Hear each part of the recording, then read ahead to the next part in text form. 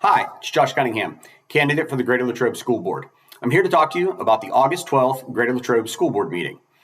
Now, as opposed to the June board meeting, which I also talked about, this meeting looked much more like a regular, somewhat boring school board meeting. Every single vote that happened went 8-0. You had nobody vote against, vote in any type of minority or anything like that.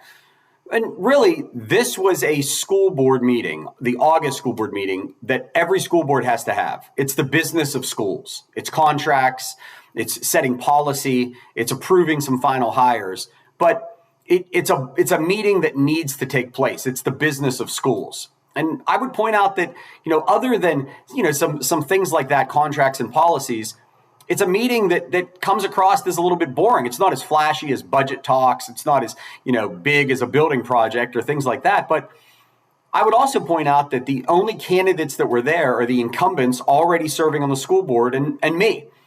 You see, part of being on the school board is need to know that sometimes the meetings aren't going to be exciting. They're not going to be flashy, but they are needed in order to have the business of the school. Two quick things that came up during the board meeting. First off, in order to speak now publicly at the board meeting, you have to submit your topic ahead of time.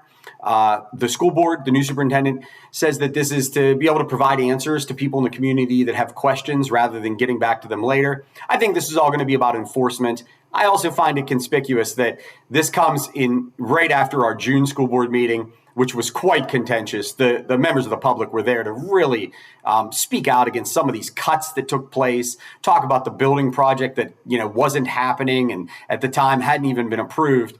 And I think some of the school board members didn't like being addressed by members of the community. So this policy is going to be all about enforcement, but on the surface, I'm very much in favor of it.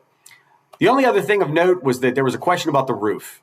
The roof at the time had not yet been started. Now, here in early September, it finally has. But it's been 2 years since the last school board was elected before we finally had the roof begun on the junior high.